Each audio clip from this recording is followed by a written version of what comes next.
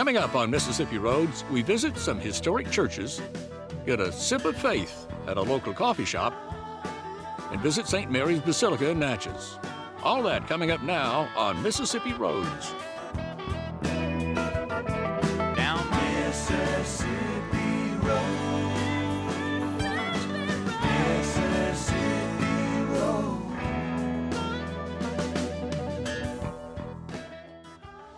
Hi, welcome to Mississippi Roads. I'm Walt Grayson. The building back behind me is Sacred Heart Roman Catholic Church.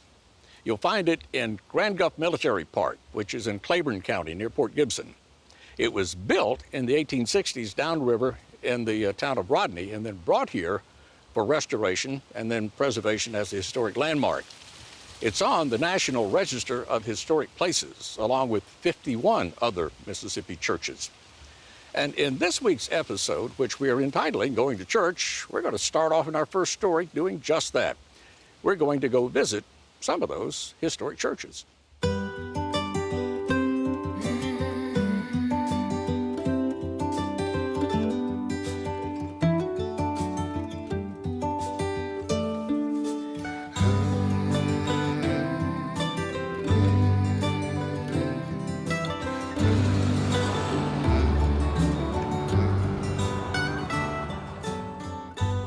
The religious architecture of Mississippi encompasses a variety of different styles and forms, ranging from simple wood frame country churches to elaborate cathedrals, and including styles as diverse as the Federal style, Gothic Revival, the Greek Revival, Romanesque, Moorish, Neoclassical Revival, and Spanish Mission style.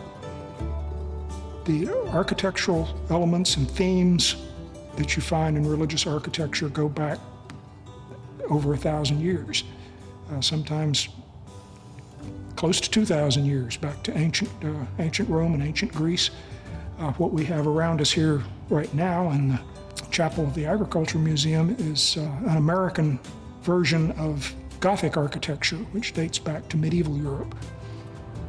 The chapel was originally built about 1887 as the Episcopal Church of the Epiphany, located in Hermanville, Mississippi. And the building was acquired by the museum and moved up here and converted to use as a chapel for the museum in 1985. I had the opportunity some years ago to do a drawing of this building and also to attend worship services here. But there are quite a lot of interesting churches all over the state. I've had the opportunity to travel all over Mississippi as part of my work, and have found churches everywhere from Iuka to the Gulf Coast to the Delta, the Natchez area, churches all over, and of varying ages. One of the oldest and one of the most architecturally interesting churches in the state is the Presbyterian Church at Rodney, which was built in 1832, a very fine example of Federal-style architecture.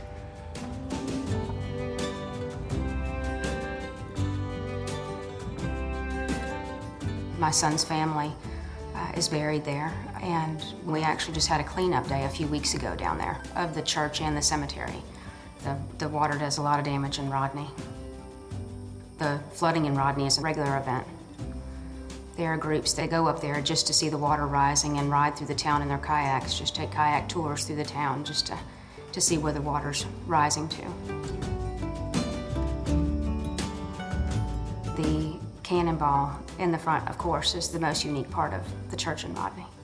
The church and the cemetery are still having regular cleanup days, and there's a huge group that maintain and keep the history alive in Rodney.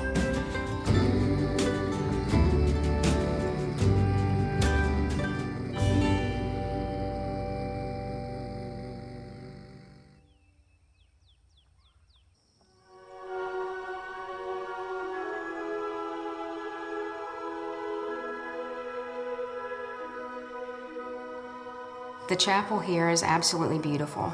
It's peaceful, charming, spiritual chapel in the middle of the woods that no one would ever believe until you came out here and felt the feeling.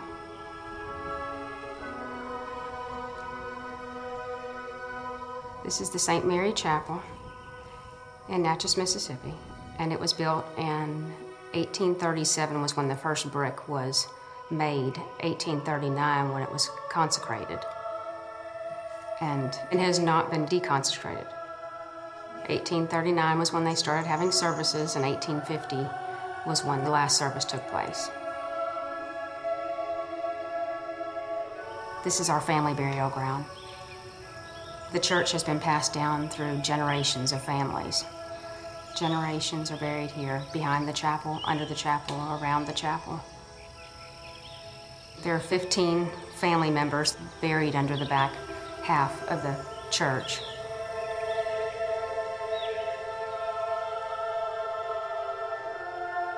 This building is private property, and it has been taken care of. We have schools that have come from all across the country to come here for tours and visits, and it's open for tours in March and October. It's a part of our history. It's a part of our family. I do not know if this church is the oldest church in the area, but it is pretty old. One of the houses on the property was built in 1764.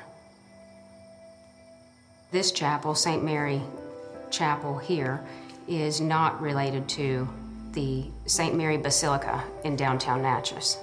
This is 7 miles south of town, an Episcopal chapel. And the St. Mary Basilica is Catholic downtown.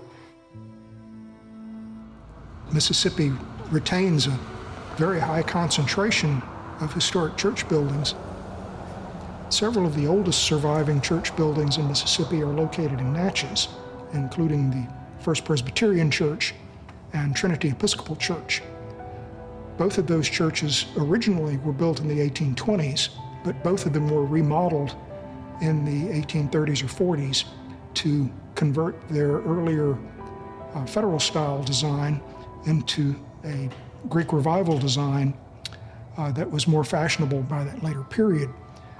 Up until the beginning of the Civil War, the Greek Revival was the dominant architectural style, but in the 1850s there were several Gothic Revival churches that were built, and after the Civil War, Gothic Revival architecture became very widespread. One of the best examples of an academic Gothic Revival church from the pre-Civil War period is the Chapel of the Cross, located outside of Madison, that was built in the 1850s.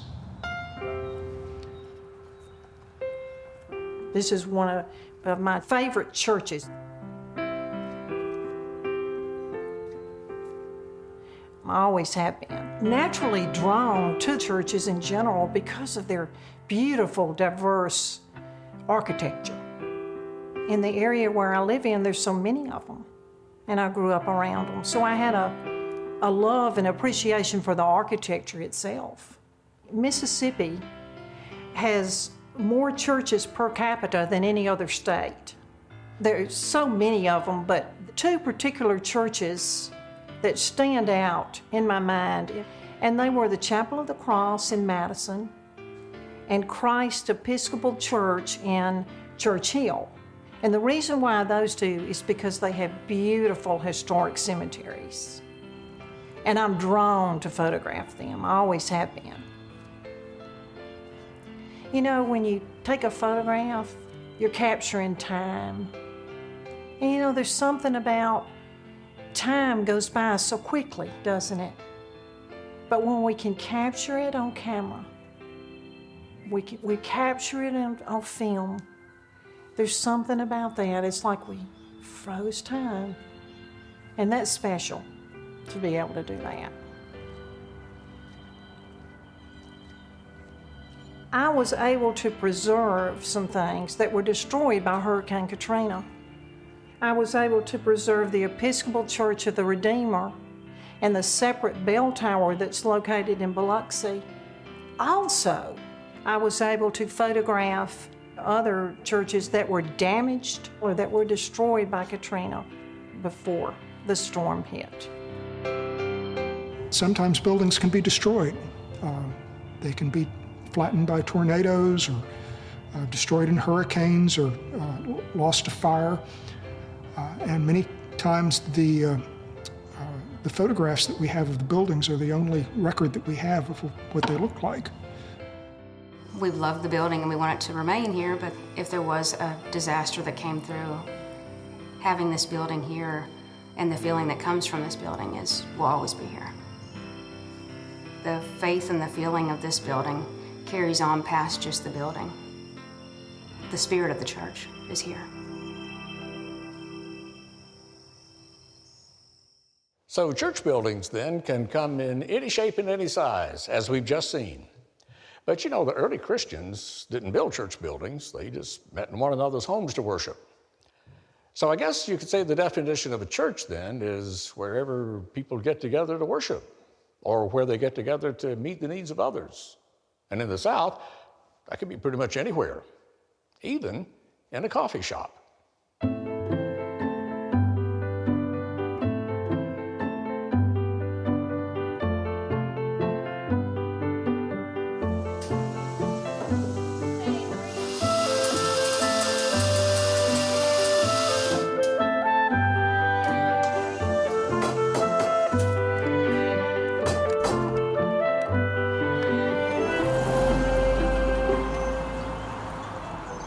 Actually, where we sitting at used to be a bar. It was called Richard's Playhouse, and I spent many nights in here doing some stuff I shouldn't have been doing. But Fair Street was one of the happening places in the city where you can just go and just about anything was going on that you wanted to be able to do, see that some things that you shouldn't. Drugs, we had an epidemic of cocaine, which was crack. It was just bad. It was horrible down here. It really was. And I can look at the death and decay in this neighborhood, and I can see since we will go in here, you can see light being brought back into this area.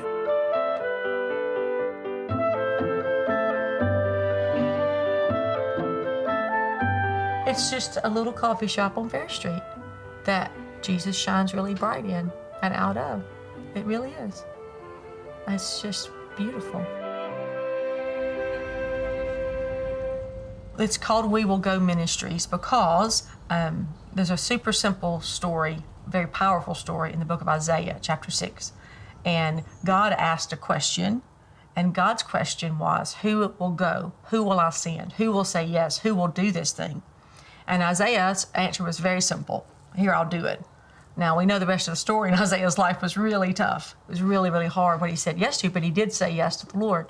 So our answer simply was just, we will do it, God, we will go. And that's how the name We Will Go came to be. Well, we live right downtown in the Ferris District, and that's where we're sitting right now. The Lord put us a very, very, very clear call that Jackson as a whole, but specifically the center where we're sitting, where we are, has been, in trouble for a long time and been abandoned for a long time.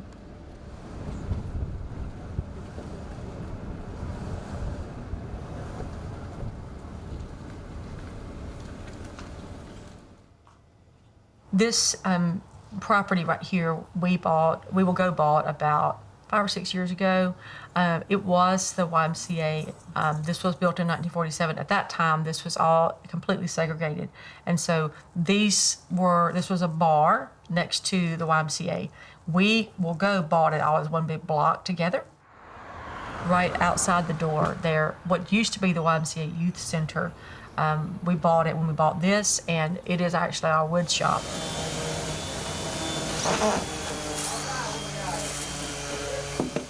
We had been praying for a sustainable way that ministry can be sustained. Most ministries are donations, they're relying on donations, or they're connected with the church and that church funds it. We Will Go is its own nonprofit ministry, it's a different entity. So it's not, there's not a mother church, if you will, over it. So we've been praying about different ways that we could sustain.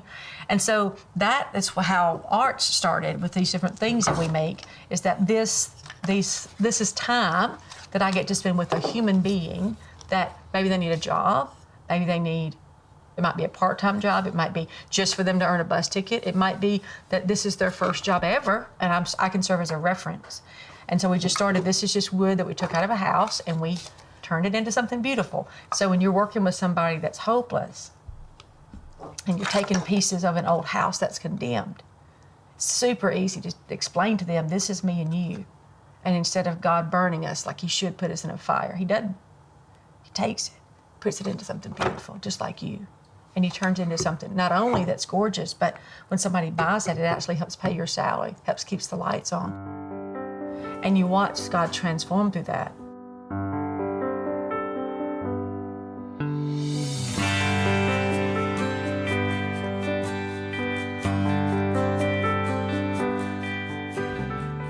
You don't talk to anybody that says, I'm excited about being a crack addict, or when I was in kindergarten, the thing I wanted to be was an alcoholic. You know, I don't ever hear anybody say that. We realized too that there are a lot of people who've gotten off into something and then they were like, how do I get out of this? Or they burn all their bridges. They have used up all their family and all their friends. And so a lot of times we're this place that they can come to that it's a life preserver.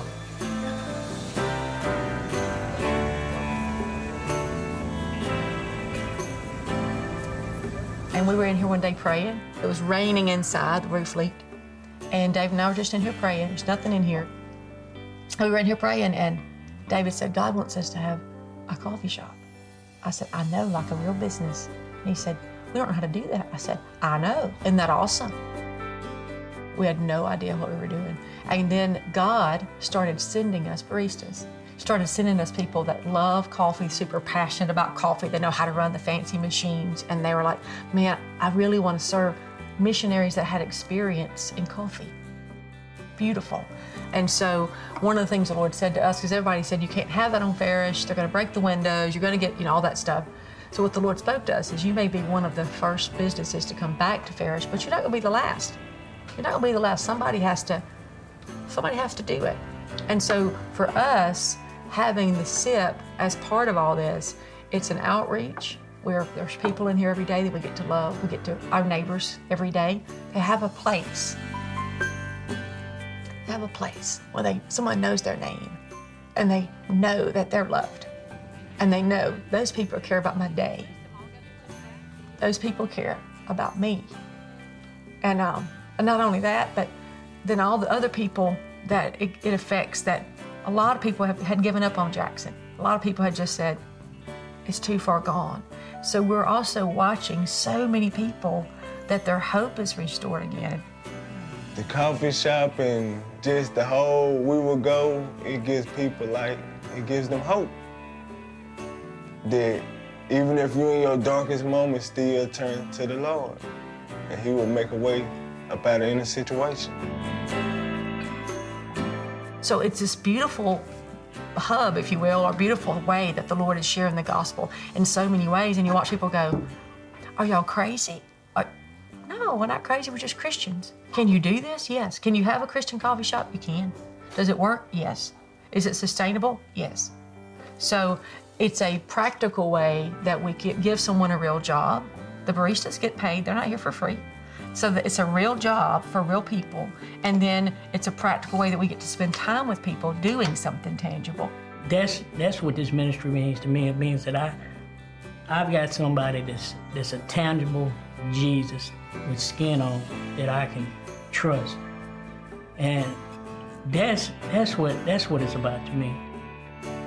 People come through here consistently, and it doesn't look like a church or it doesn't look like a rehab facility, but it's actually a place. I think one of the biggest things that it produces is hope.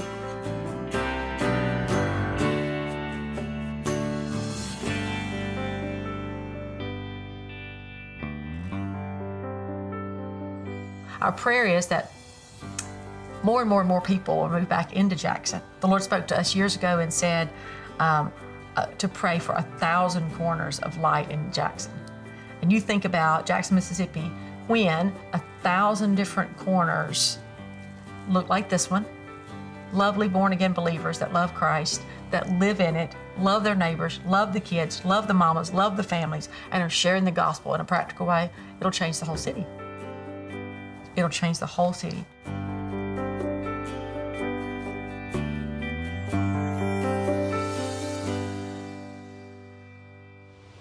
Well, today the Sacred Heart Roman Catholic Church is a non-denominational chapel. Anybody can use it. Then in 1969, the Natchez-Jackson Diocese donated the building to the Rodney Foundation because it's one of the best remaining examples of Carpenter Gothic church architecture in Mississippi.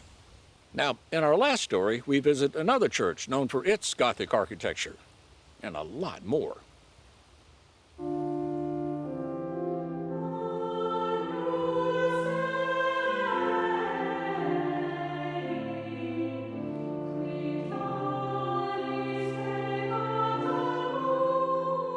We're at St. Mary's Basilica in Natchez, the heart of Catholicism here in the city. And this is the first church in the state of Mississippi erected to celebrate the Catholic faith. There are major basilicas and minor basilicas. The major ones are all in Rome, and as a way of bestowing like a papal blessing or designation on other churches that are significant for either history or architecture or something important that happened in the faith, the Pope will designate a church as a basilica, a minor basilica. And that's what we have here in Natchez at St. Mary's, is a minor basilica. There's 70-something basilicas in the United States. There's not one in every state, which is pretty neat that we have one here in Mississippi. I believe the significance of St. Mary Basilica is that we are considered part of the first Gothic revival style in the United States, along with St. Alphonsus in Baltimore. Well, I was baptized here, and I'm 77 years old. I was an antique dealer, and when I retired, I became active in the church. The then pastor, Father O'Connor, invited me to do an inventory of what he called sacred vessels, which are the chalices and accessories of that kind that we have stored in the archives.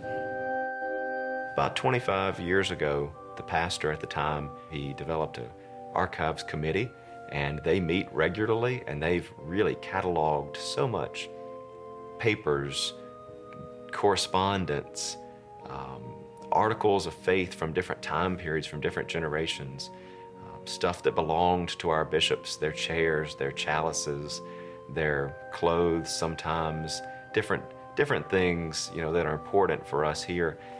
And I don't know of any other church, Catholic-wise, in the state that has it. Nobody's old enough. This is the oldest. So we really have a lot of treasures here. This is exceptional, what they have done here. I'm very impressed with the few churches that I've been through. Sacrament records are common, but to have this much stuff from your previous pastors and this much history in written form and preserved is very exceptional. So we've got books from the 1700s, the earliest days, into the 1800s of every baptism, marriage, and there should be even deaths and other sacraments recorded. And we still have that in our office here. Well, it's considered one of the more popular places to come and visit here in town because of the architecture, because of the age, all of it pre-war, pre-Civil War, or most of it is. A lot of people come to see the beauty of the windows, the architecture. It is a nice place to come in and to see. The tour aspect is major because of the city of Natchez is a major tour attraction. I think we're in the top 5 or top 3 in the country for historical significance. And the church has always been open to the public. It's never been a closed door situation. And it's rather obvious, we're in the center of town and we're the biggest thing in the center of town. So the church has always been an attraction just by this presence. Every day the church doors are open, the big doors are open, and St. Mary's Basilica gets to welcome the world because we have riverboat traffic and we have people traveling across the state. We have people traveling across the United States, taking pilgrimage trips to see the houses or different things, and they come here, and you'll have people from Europe and all over the world, all over the United States, that are coming right here to Mississippi, to Natchez, and get to experience something that's important to me, but that's an important and a historical part of the state of Mississippi. Still today, we have a full parish. We have 680 families. We still have Mass every day, and there's still, the faith is alive here in Natchez, has been since the beginning. And this building's been here for 180 some odd years.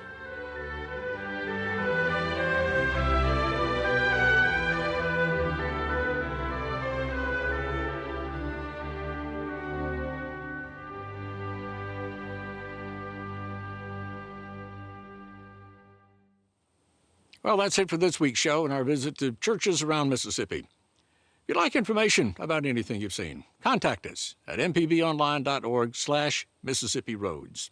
And remember to like our Mississippi Public Broadcasting Facebook page and check out our Mississippi Roads Facebook page also. Till next time, I'm Walt Grayson. I'll be seeing you on Mississippi Roads.